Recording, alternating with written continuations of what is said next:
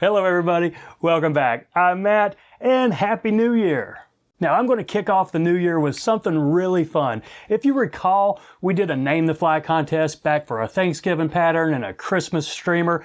Well, somebody asked if we could do that through 2022 with some other major holidays, and I thought that's really a great idea. So we're going to start it today with our very first pattern of the 2022 Holiday Name the Fly series, our New Year's Day fly. So how this is going to work, watch the pattern, see what you think, take a look at it, and then leave a comment of whatever you think we should name this fly.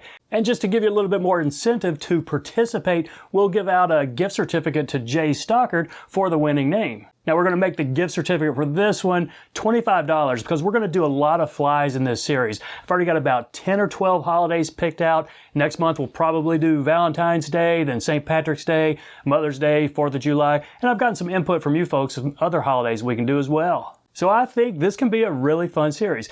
So let's talk about the very first one, today's pattern. I just sat down at the bench earlier today playing around, doing the most fun thing we can do as fly tyers, just experimenting. And I grabbed my Whiting Farms Fly Tyers Variety Pack. Now, if you've never seen this, for a new tyer out there, this is really a good deal. I'll put a link to it in the description. You can buy it at most fly tying shops out there. You can even get it on Amazon. But it's really a great bargain. And what I gather, it's mostly scraps. It's the leftover stuff that Whiting has. They just put a bunch of it in a bag right here. And it's mostly hen. It's mostly soft hackle stuff.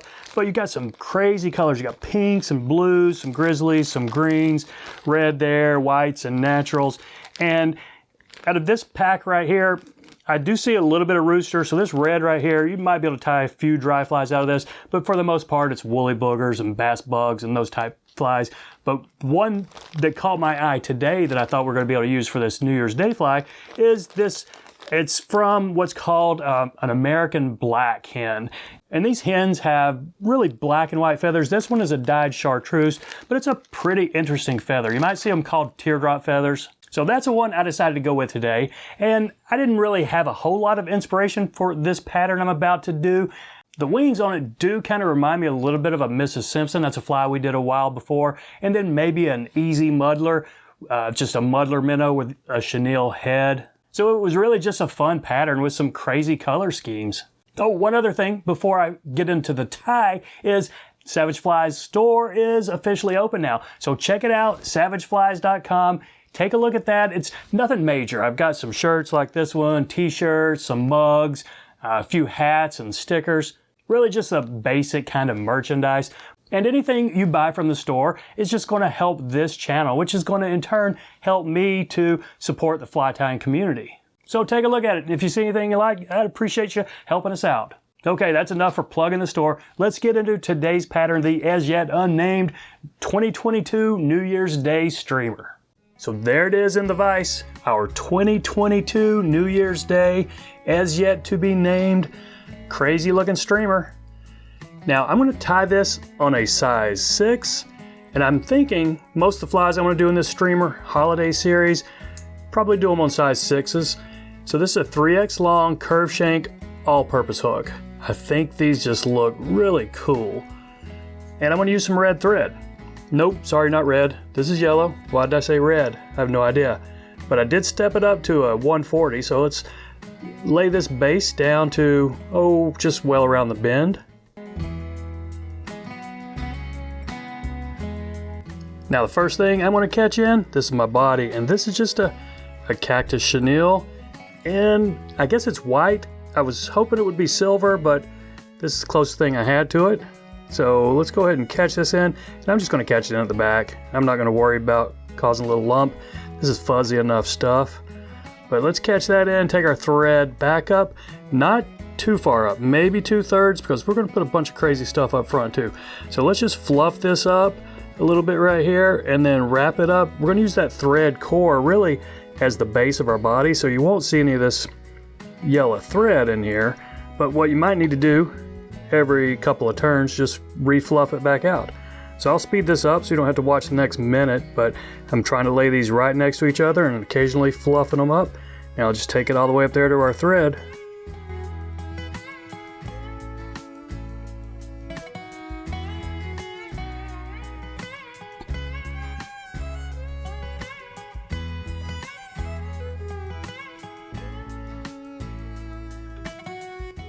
Okay, let's catch this off with 2 or 3 tight wraps right there.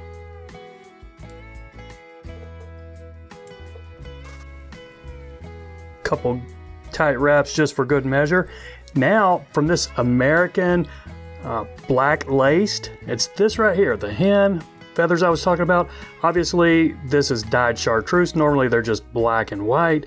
You might also see these called teardrop feathers, but I think the black lace is the name of the bird. And I'm just going to pull 2 of these off. They're pretty cool looking. So these are 2 back to back right here. And what you could do, I guess, and I thought about doing this, just tying it on right on top right there. But then we got a big, tall looking wing. And, you know, maybe you want that, maybe not. But what I'm going to do, I'm going to just try to spread them out a little bit on the side. We'll do one at a time right here. So still kind of up, but covering a little bit of this cactus chenille right here. So let's go with a couple of medium wraps right there. Okay, that's about what I want on that side. Now let's just try to do this one, same position on this side. Couple of medium wraps right here, and we'll probably need to adjust them. I don't want them real high, but I don't want them too low either. So we got a little bit of a tent right there. I think that's going to look fine for us. So I'm going to just try to hold them in place, take a couple of tighter wraps going forward. Now, with any luck, they haven't spun all around on me. I think we're in fine shape here. Let's go ahead and snip off these excess stems here.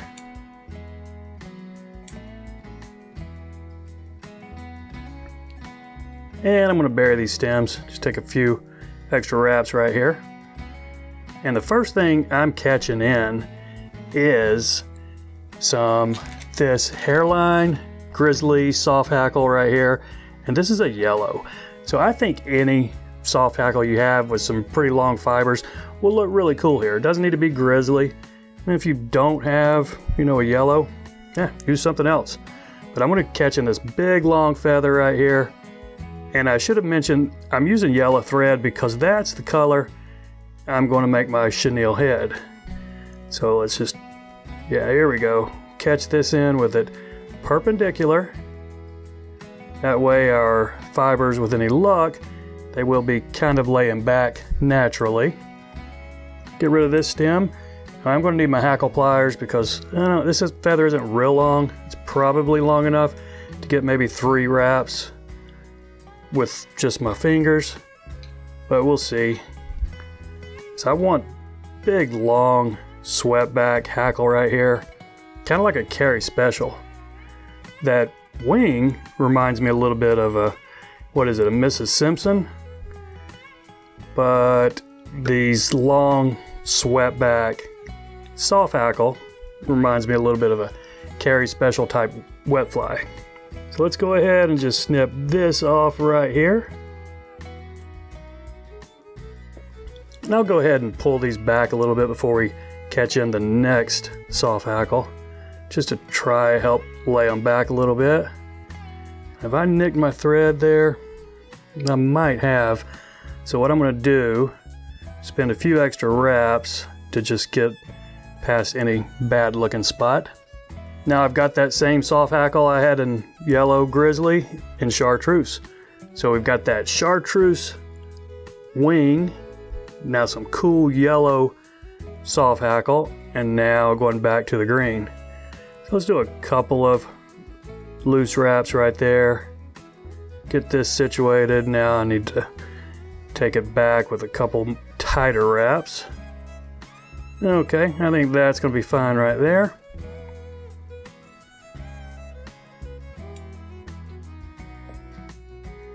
Hackle pliers again to wrap this chartreuse. And this one's already spinning on me. That will make do. See how that's now some of those fibers are pointing forward? That's what I was trying to avoid, but we'll just lay them back with our thread in a minute. And you can also use the chenille to help, lay some of these back. So let's catch this off with a couple wraps right here. And there we go. That's a pretty cool looking big soft hackle collar right here. So several wraps going back right there. Let's try to smooth this out right here. Probably not necessary because the chenille is a thick material anyway. I'm going to take my thread right there to the back, and I'm going to use some just medium yellow chenille right here. I think on this size 6 we could probably get away with a large, but I don't have a large. I've just got a medium and a small, so I'll go with the medium.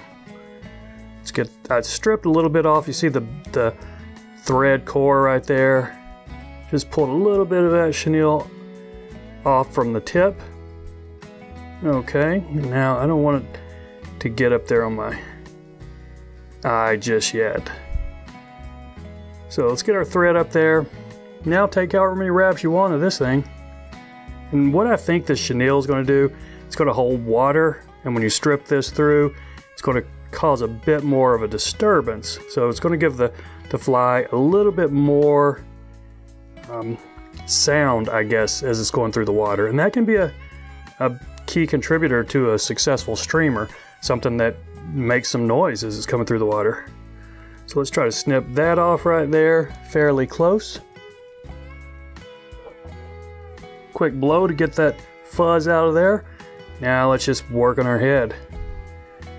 Doesn't have to be a big one because really the chenille is our head, but just put enough wraps right here where you can get a good whip finish and maybe the smallest drop of head cement. Sometimes I don't do head cement with flies that have a lot of chenille up front because it just might wick up in there and make a big mess.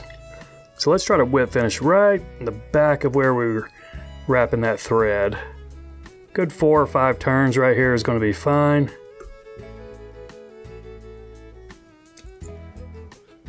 Now let's take a look, see if we have any cleanup.